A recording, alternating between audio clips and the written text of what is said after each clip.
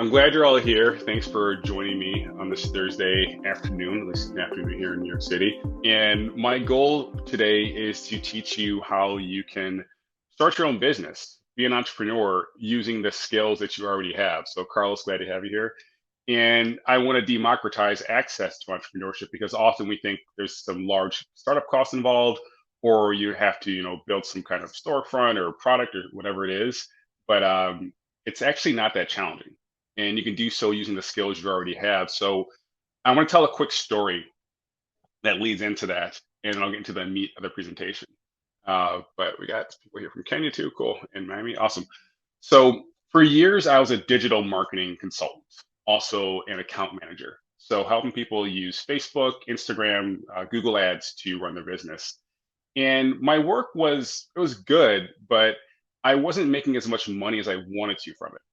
But anyone who's ever done digital marketing knows part of your job is analyzing campaigns and optimizing them to find rooms for improvement. So one thing that came to my mind, based on a suggestion from my friend, a friend of mine, is the value of your knowledge is contextual, and if you can apply that to a different context, you can get paid a lot more for it. So here's what I did. This is how I made 10 times more for my work just by changing the context. What I did is I started working with private equity companies who wanted to acquire a company potentially. And I said, you know what? I'm going to do a digital marketing audit. Before you buy that company, I'm going to audit their digital marketing to make sure they're not doing anything shady and you don't waste $40 million. So the same work I used to do that I would charge $600 for, I was now charging $4,000 or $5,000 for, right? Doing these audits and saying, hey, look, they're shady or they're not shady. So the value of your knowledge is contextual. And right now, if you have a 9 to 5, that context is probably not set up to maximize your revenue potential. So if you want to start a side hustle, this is going to help you. If you currently have your own business and you want to do something else in addition to that, this will help you too. But keep that in mind. The value of your knowledge is contextual.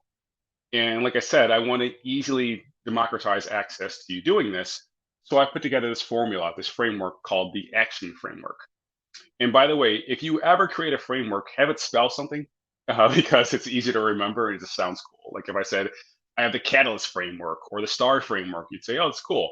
But if I said I have the Cardboard framework, you'd say, yeah, it sounds kind of lame. So this one's action. And what it does is it starts with you taking the knowledge you already have from your job and applying a framework to it. So you can do audits for people just like I did, right? So Rita's here, and I know Rita's really good at email marketing. So we'll use Rita as an example. Rita's a pro, and pretend she's working in-house for this example. Rita's a pro at email marketing. What she could do is write down her process for how she does this, right? Coming up with good subject lines, good copy, call to action, so on and so forth. And then going to other companies that do email marketing and say, you know what? I know you've been doing this for a while. There's probably room for improvement. How about I sell you this audit? And then from there, she can make $2,000, $3,000, $4,000, $5,000, depending on the context, by doing these audits. So the easiest way for you to get started is to think about a process around something that you do and enjoy, and then turn that into an audit. Now, how do you figure out what that is? Yes or no in the chat window. Has anyone here read the book, The Big Leap by Gay Hendricks? Because I'm going to go deep into that in a moment. The Big Leap by Gay Hendricks. He talks about something called your zones of function. And you might want to write notes on this one, your zones of function. So there's 4 zones of function.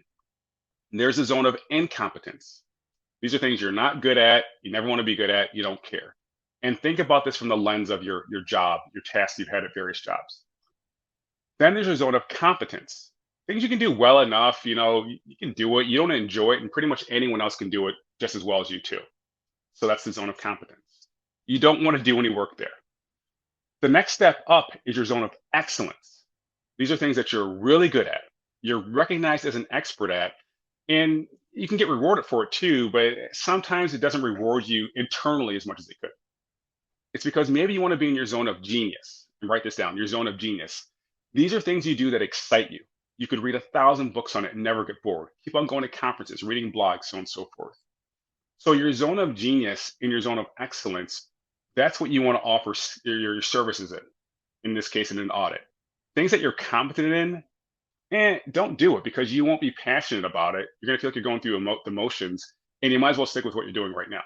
but your zone of genius and your zone of excellence, you can get rewarded for very well, but you also won't feel like it's a soul sucking opportunity, right? So another way to determine this is to almost audit your career, all right? So you're gonna just write down every job you've ever had, as well as the tasks that were associated with it, right? So when I worked at Adobe, I did search engine marketing, I did campaign optimization, I did budgeting, I did ad copywriting. I was only good at one of those things, which is optimization. So that would go into my zone of genius or excellence.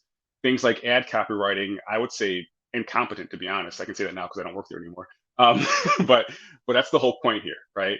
Is to audit your career in the tasks you've done, whether at a real job or a nonprofit, whatever it is, and assign all these things to various categories, but then look at your zone of genius and your zone of excellence and say, okay, I can now offer this as a professional service, right? And again, I'm saying start off with audits, right? Because again, the benefit of audits is, and I remember this in school when I was in college. I went to the University at Buffalo with Nikki and a few other people that are here. There is this person, this company that came in to audit the gym that we worked at. We worked at the athletic complex. And this person's auditing all this stuff, interviewing all these people, and then gave like a list of suggestions for the school to make to improve things. And I was like, are they going to stay to help with this? And they're like, no, that's their job. They just give their opinion and leave. I was like, "Yo, that's a dope job." so so ever since then, I was like, well, that's amazing. You can have jobs where you don't do anything, you just tell people what to do and get paid for it. And that's why I became a consultant. But what I'm saying is like at the very tip of that, you can just do audits where you're not even teaching people how to fix things. You're just saying, that's cool, that's kind of messed up, that's messed up. He probably shouldn't work here anymore. That's cool though. That's an audit. But the benefit of an audit is it reveals blind spots and opportunities that this company may not be aware of, right? So how do you put together an audit? Again, you're writing down your X step process for, in Rita's case, email marketing, right? Step one, this, step two, this, step three, that, you know how math goes, so I'm done. But then you're going to look at these other companies and saying, how well are you doing on step one, two, three, and then rate them, right? And you can then say, all right, well, to improve your rating, you have to do X, Y, and Z. I'm not going to help you do it because I have to go. But if you want, I'll come back next quarter and do another audit. That's what I did for these private equity companies as well as other organizations. I would do that audit and say, look, right now you're at a 60. If you want to get to 100, here's what you have to do. And you might say, Terry, well, who's judging the 60 and the 100? Me, Terry. So the thing is, like, it's your expertise that gives you the ability to do that, right? So it's, yes, is it subjective? Yes, but like you have to give people a number they're at now and a path to improving. And it's so long as they see that, like, hey, you're not doing so well here, you are doing well here, then it checks, right? So you might have to overcome that imposter syndrome or the feeling like you're faking it to do this effectively. You're not faking it, you've created something, which are two different things, right? You have the best intentions to help people, but you can't do that if you don't have necessarily a measurable way of saying what is good and what is bad across different layers of this audit. Okay. That check so far? Are we all aligned here with what we're doing? We're thinking about what we're really good at and enjoy, and then developing a checklist more or less about how to go through that activity in a successful way, but also going through and saying, all right, well, how do I rate someone how well they're doing on this, right? On a scale of 1 to 10, and what's the path look like to getting a 10, right? So the question right now is saying, can you help them with implementing this as a value add? Yeah, that's actually going to be the next step. So A is audits, C is consulting, right? And consulting is saying, okay, based on your audit, let me show you what you should do to fix this, right? So it's more than just like a bullet point, like, write better copy. It's saying, I looked across the industry and here's what, your competitors are doing to write better copy. Here's some things you should consider. So when you're doing consulting, it's much more of a deep relationship where you can do this audit initially. And that's why the audit is so important, because it's the baseline for everything else you're going to do afterwards. Because you have to have a process. Whenever someone says, hey, how can you help me? You can't say, it depends. It depends on what? Like, are you just making this up as you go along?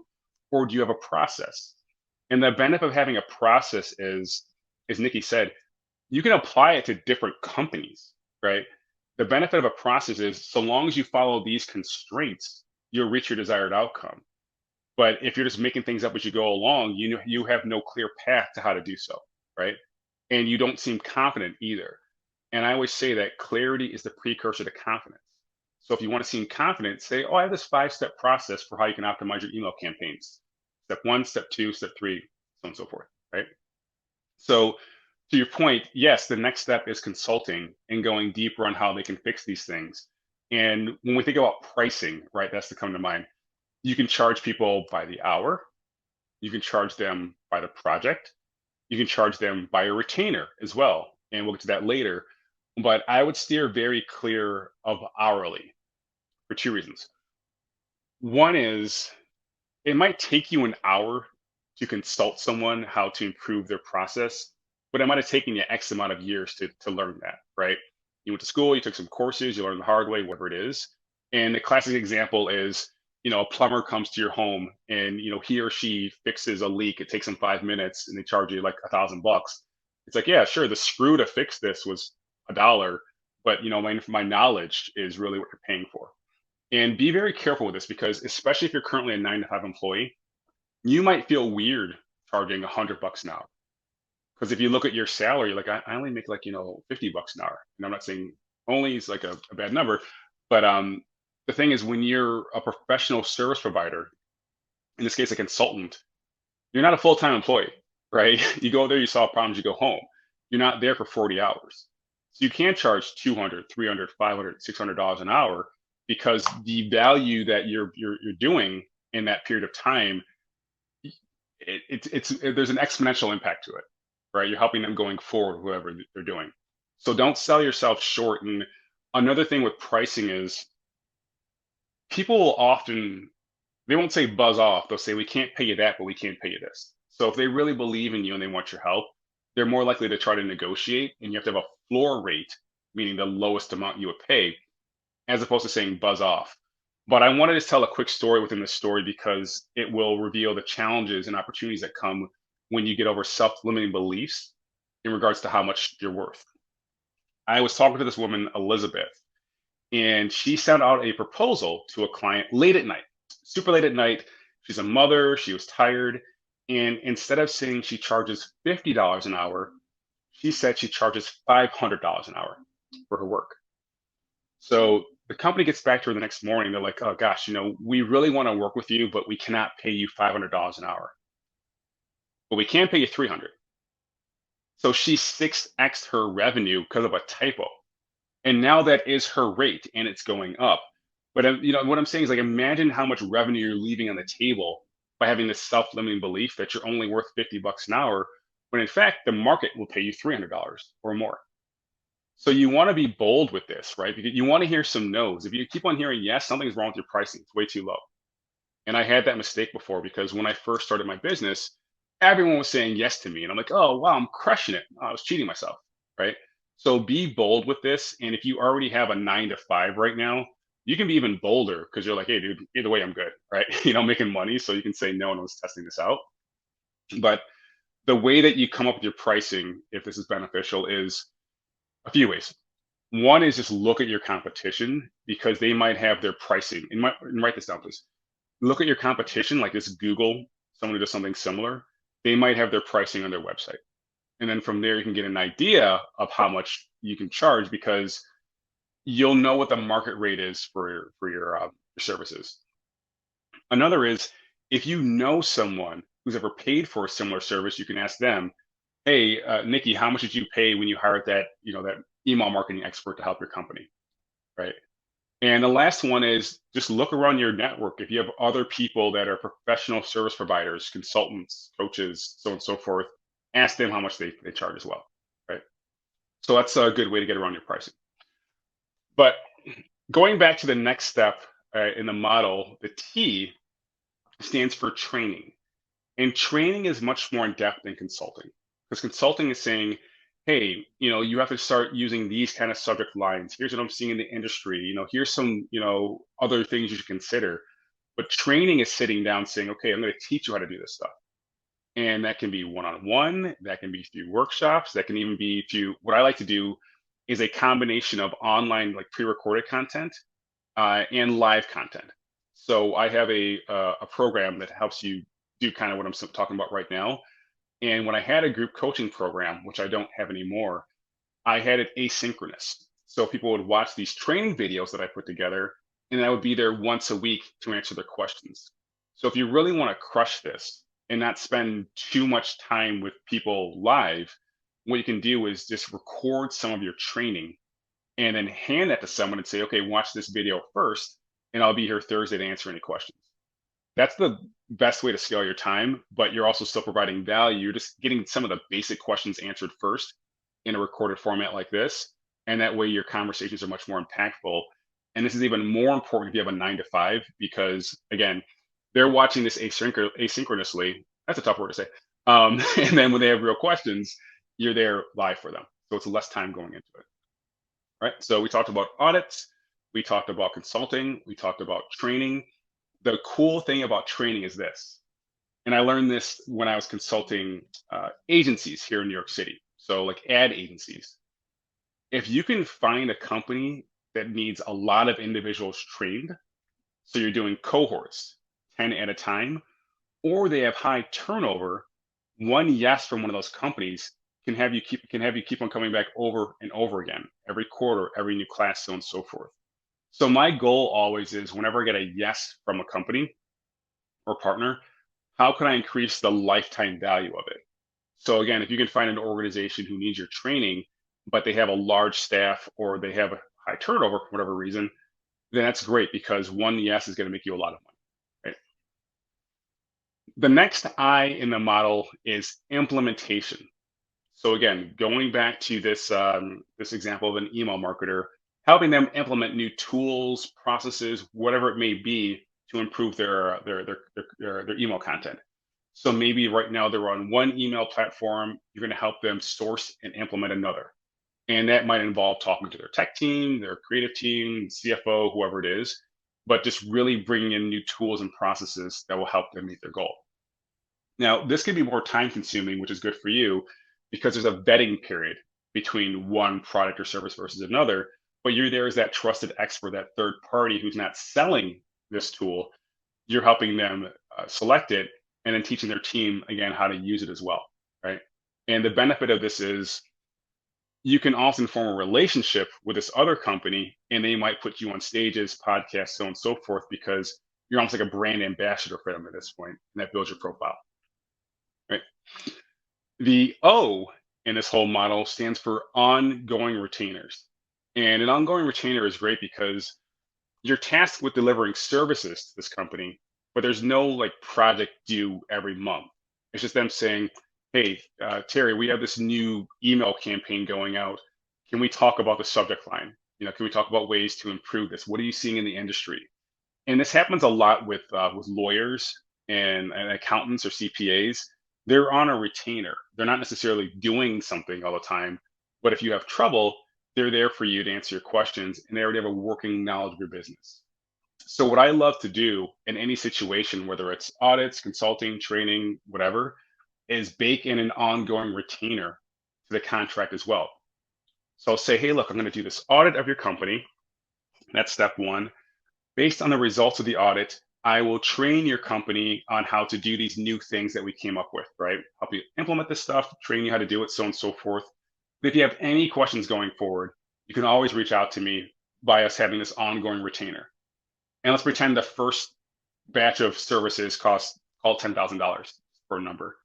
Your retainer might be $2,000 a month just to be available if they have questions. And if you can stack enough of those retainers, you have this recurring revenue that feels pretty good because you don't feel like you're hunting something all the time. And they know you, they know your schedule. And like I said before, if you do have a full-time job, so you're doing this as a side hustle, they know your constraints. Like, hey, I'm only available during these times, or you might have to wait a little bit longer. So on the front end for the first part of this model, just do your best to over deliver on expectations because you want to be a business partner, not a vendor. A vendor, they'll use you and they're like, peace out afterwards. But a business partner, you now become a trusted ally, right? A thought partner. And one way to do that is, yes, over delivering, but also just thinking from their perspective more. Like, hey, I know you hired me for this, but here's this other thing you should be aware of.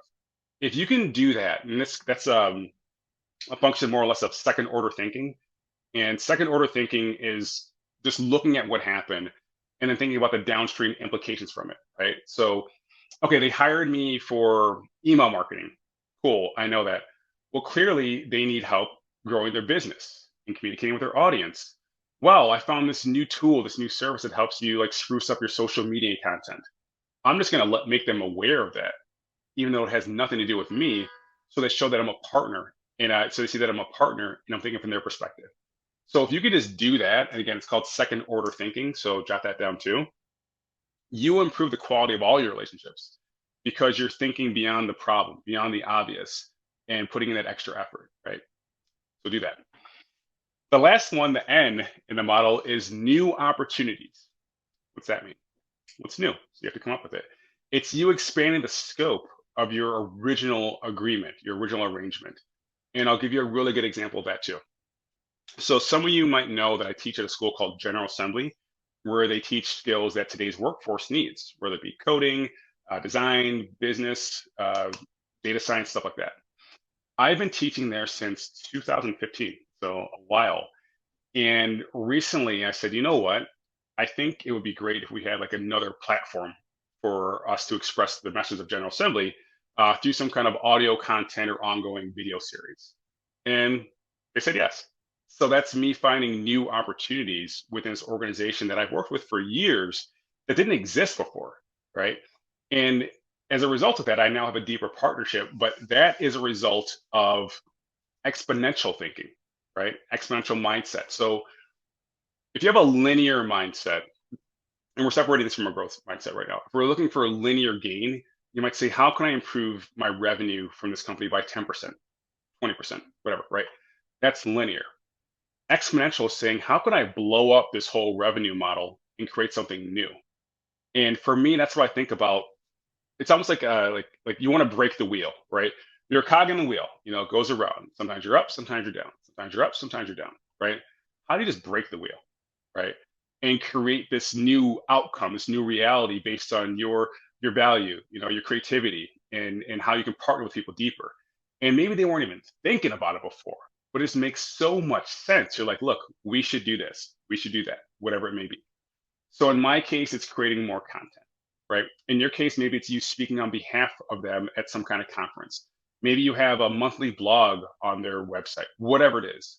But if you can find those opportunities within the opportunity and leverage this exponential mindset, not every idea is going to land, but they'll see like, wow, this person's really thinking. They really are trying to help us. And again, that helps you further entrench yourself as a business partner, not just a vendor, right? So to recap here, then I'll grab questions. The first step is audits, and you have to have this down pat because that's the baseline for everything you're going to do, right? Step one, step two, step three, step four. How do I do this? Next up, consulting. And the benefit of consulting is you don't really have to do much. You just kind of tell people what they should do. And consulting, we can also say coaching, but those are two different things because consulting is you more or less giving people the answers to their questions after assessing them, whereas coaching is you teaching them how to pull the answers out of themselves by the questions that you ask. However, in my opinion, most good consultants know when it's time to coach, and most good coaches know when it's time to consult. So there is some overlap there in my experience, right? Next up, training, saying here's how you actually do this XYZ in order to do your job better. After that, implementation, how do you find the tools and resources that make this happen? Then ongoing retainers, how do you keep on getting paid month after month after month for providing valuable services? And then the N is new opportunities. And again, that's leveraging that exponential mindset and finding the opportunity within the opportunity to generate more revenue for you and provide more value for this business. So that's the model. And in my opinion, again, like I said before, it's a great way to democratize access to entrepreneurship because if you can just make like another $1,000 a month, that can be life changing, right? That's you going on vacation or not going on vacation, right? That's you ordering seamless or not. I mean, whatever you want to do with $1,000, it's on you, right? But it's not that hard to make another $1,000 a month, is what I'm saying, and you can do so in your spare time. That said, it's going to involve some kind of sacrifice, right? And I think that's the problem that people have, is because it requires some form of self-discipline in time management.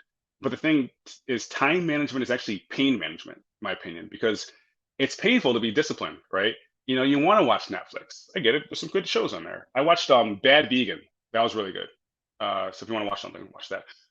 But yeah, it's painful to be self-disciplined, and people want to be comfortable, right? So I realize that, but if you want to avoid that pain, if you want to achieve that goal more than you want to avoid that pain, you can generate more revenue as a side hustle. But the thing is, that's why we go back to the beginning, where we're saying, well, what do you actually enjoy doing?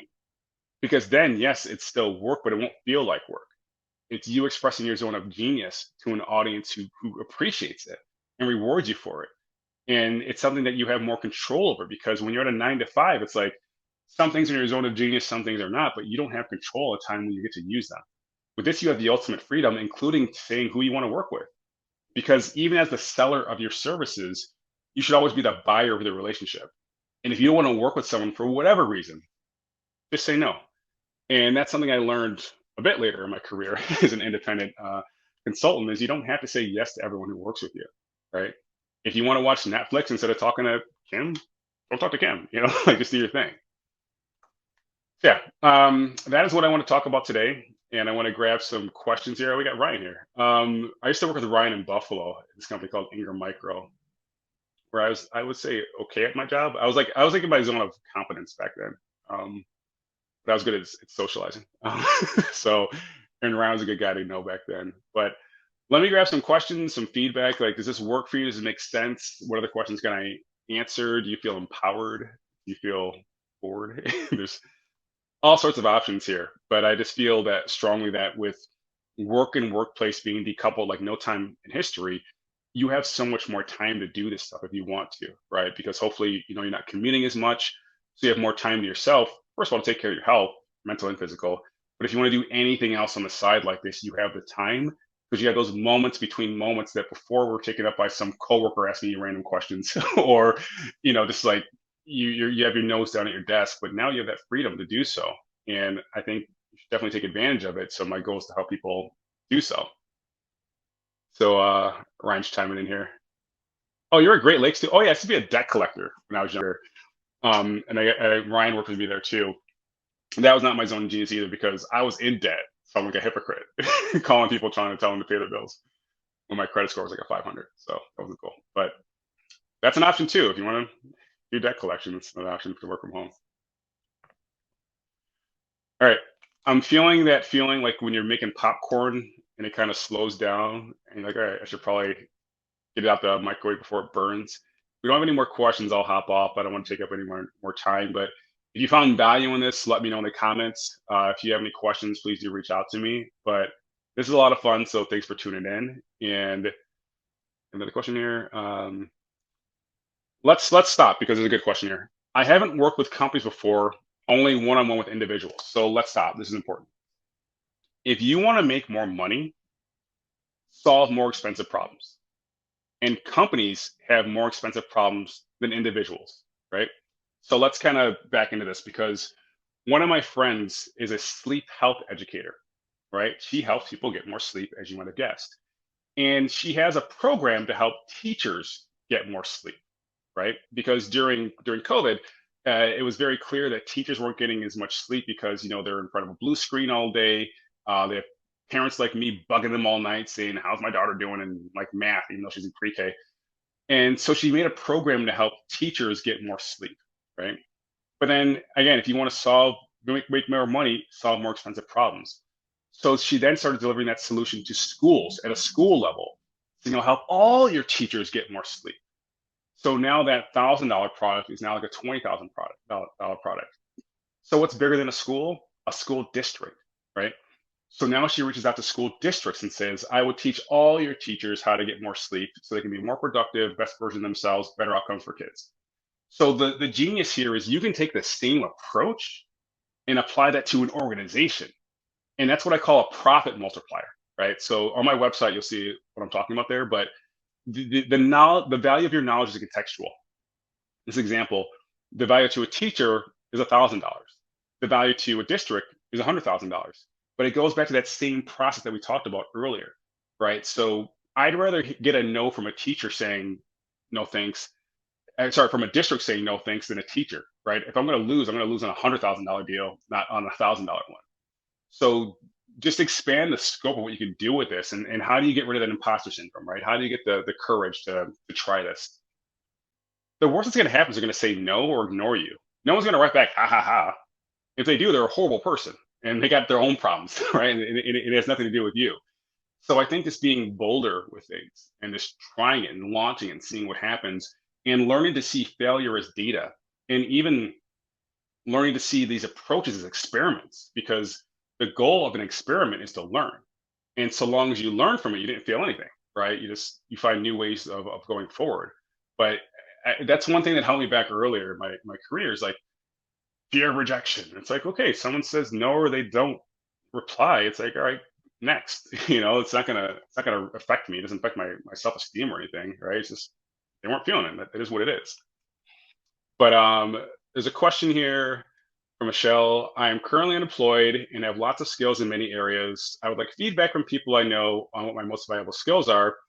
How do I start asking people what they consider my best work, without coming out and saying I'm thinking of changing careers? I would I would probably just say I'm thinking of changing careers. That's me. But if you don't want to do that, I would just say, hey, this guy talked about the zones of genius, competence, incompetence, so on and so forth. And I just want to do a self inventory.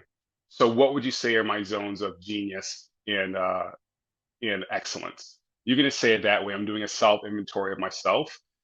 That would be my approach. But I would say, Michelle, if it's possible to be more direct, just be more direct. Because if you do say it's because I want to change careers, they might say, well, here are your skills that I think are great. And here's someone I know who can probably help you.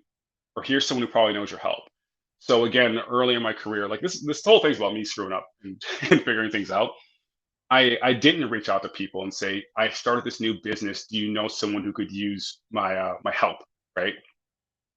But I know if I did that earlier on, I would have launched a lot faster, a lot better, made money a lot quicker, and been less stressed out, because at the time I had a newborn. My daughter Lena was a few months old, and I was always worried. I was always concerned because her future was tied to the future of my business, and I had no clue what I was doing, even though I went to business school, right? So I probably should have paid more attention in the business plan part, but yeah, I think the more people who know about your situation, the better. And you can judge your network for yourself, like who do you trust with this information, who do you not trust, so on and so forth. But the more people out there, I would say, the better. You had a question? Cool. So could you speak more to what you included a digital marketing audit? Yeah, first of all, I'll explain it, but Megan, just reach out to me, or if anyone else wants to see the audit, I have a template that I had for this audit. Oh, I should have said that. When you have your audit, create a template that you can share with people, because then they'll see the outcome of what they can get. So you're going to have fake data, like how well you're doing on X, Y, Z, but it's hard to sell a $5,000, $10,000 audit when it's just like words that you're delivering without them saying, oh gosh, if we had this information for our company, we'd do so much better. So if you want to see my audit, back when I was doing digital marketing, just message me, DM me or whatever, and I'll send it to you. But for all of you, you have to have an example of your work. Even if you've never done it before for a real person, to say, here's what you can expect, right? Because what you'll do unintentionally is talk about your process. First, I do this, then I do that, then I do that. People don't care about process, they care about the outcome. So if you only talk about the process, it's like, okay, cool. Like, what's the outcome, right? So do that. Yeah, everyone, if you want to see it, just DM me because I'm not going to remember. So what's it look like? At the very top, I gave them a score, how well they're doing overall for their business in regards to their digital marketing in this case. But it can be anything, right? It can be compliance, it can be D&I, it can be psychological safety in your workplace, whatever you want to call it. So I'm like, you guys got a 70 out of 100. It was never like a 95 because they would have no reason to work with me again. You got a 70 out of 100, but then I would say it's based off these five categories, right? So the five categories for digital marketing, and I don't want to get too far in the weeds because I might lose people. One category might be email marketing. Another might be organic social, then paid social, and then paid search, and then I think of something else, right? And I would say, okay, well, here's how you're doing here. Here's a strength, here's a weakness, here's an area of opportunity, and here's your overall score. How do you get to 100? Do these things. So that's pretty much it. But I'm glad you brought this up because I see this happen so many times, even with people that are doing this as their real job. They don't have an example of success. And I don't mean testimonials. I mean just literally saying, here's what it looks like. Here's your deliverable. Because I recently worked with this person, Tori Lazar, in regards to helping with my branding, getting a new brand kit. And she showed me exactly what I would get. It was someone else's information, but I was like, holy cow, if I had this information to present myself to brands, that would be amazing. And I had to beg her to work with me because she's now with another company called Norby that I'm partnering with, and she's amazing. But I was like, I got to talk to this person because after I saw that, I was like, I need this. So I'm like begging her, please take my money. You know, like when can I send the payment or whatever? So that's the benefit of having an example, right? Question is, any advice on aligning the zone of genius to the zone of competency if they're entirely different? Um, I would say this, you know, if they're entirely different, maybe you. So let's say your zone of genius is, I'll make this up, right? Email marketing. Your zone of competence is, I'll say, like copywriting, right? So those can actually exist, right? Maybe you don't. Maybe you outsource the copywriting part, the part that's in your zone of competence. You just outsource because it would drain you and you wouldn't do it that well. And it's like, ugh, it feels like work, right?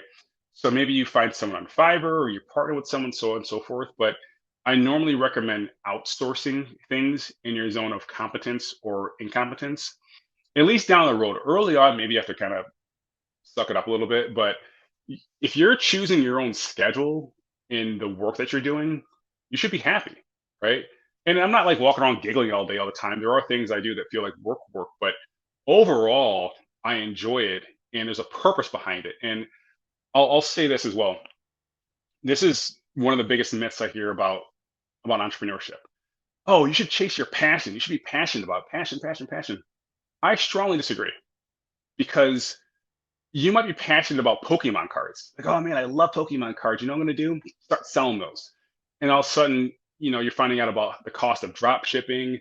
People are complaining they didn't get good Pokemon cards, and now you hate them because it feels like work.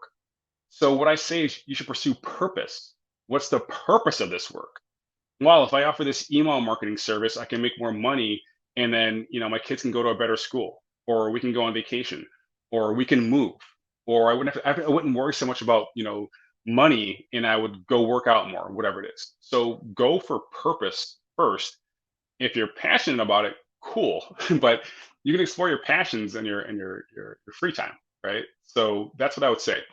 So to reiterate, again, stick with your zone of genius or excellence, and then if you can outsource your zone of competency or incompetence, especially, don't do it or don't offer it, because there are some people who offer very specific things within their industry. Like maybe you're a photographer. You're like, I only do photos of flowers. Making this up. Everyone else, sorry, I can't help you. But for people who want flowers photographed, I'm the go-to person. So don't be afraid to lose people. And that's another good story. When I first started doing this, I was offering help with Facebook ads and Google ads. But then one day someone's like, "Oh, can you also help with Google Analytics?" And I knew how to, so I said yes.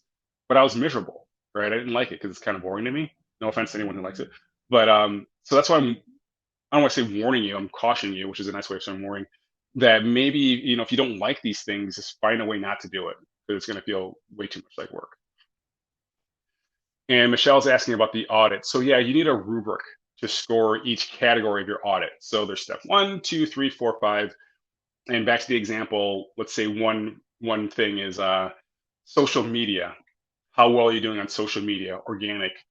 You want to say you're doing like a 1 out of 10. Well, what are you looking for that 1 out of 10? Is it how often they post on social media?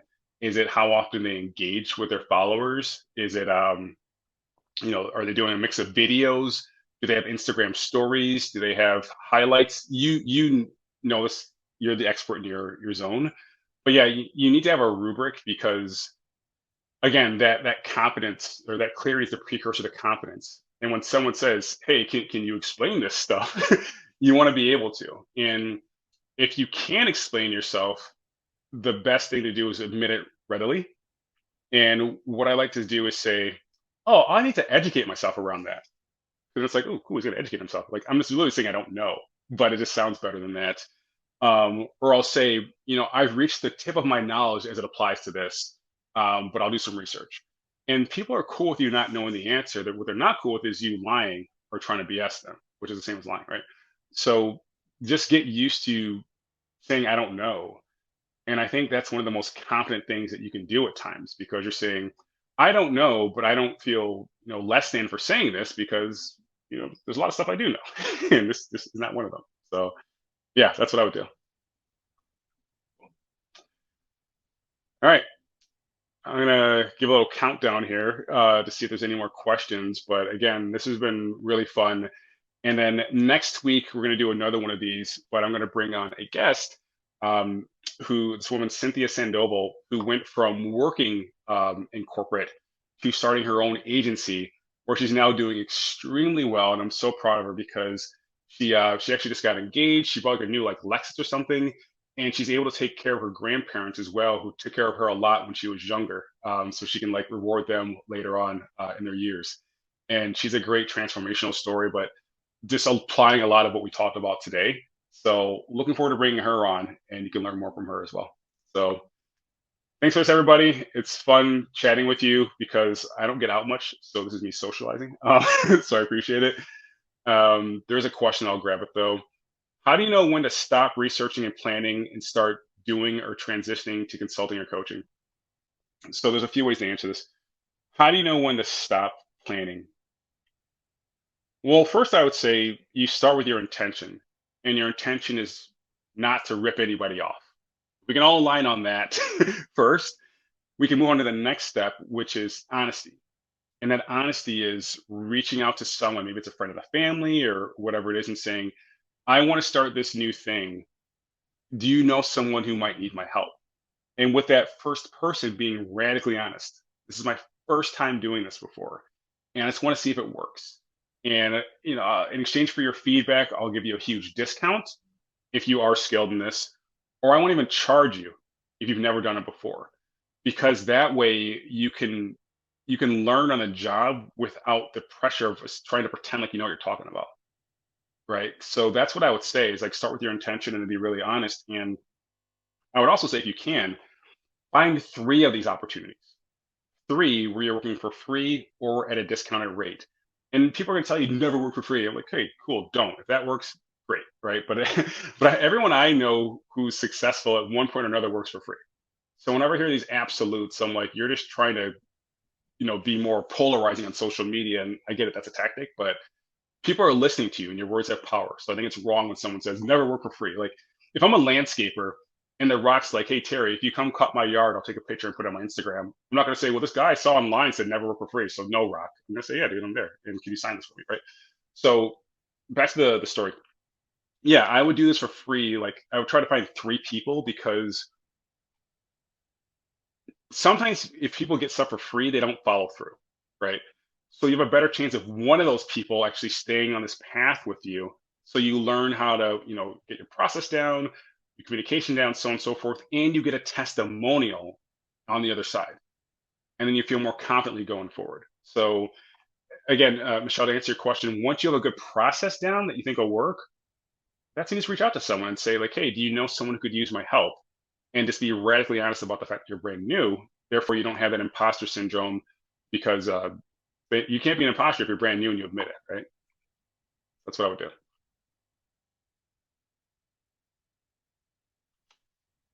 Cool. All right. Well, the third time I'm saying goodbye, but that was a really good question. So I'm glad it came up. But again, everyone, thanks for this. And I'll be around next week. But again, any questions, go ahead and message me. And then if you want that template again, that template that shows you how to do an audit, do that. And if you go to my website, there's also this course that teaches you how to get your clients as a professional service provider. So it's a free course. There's other stuff you can pay for, so look at that too. This is a free course. It should take you about an hour to get through, but we start by going through that zone of competence, genius, so on and so forth to develop your services. So Michelle, I would definitely get it. Go to my website, it's terryrice.co, and you can grab that. It should take you about an hour or so to get through it, but it'll give you a really good foundation for how you present your services and how you get clients as well. So do check that out. But hopefully I'll see you next week, and thanks again.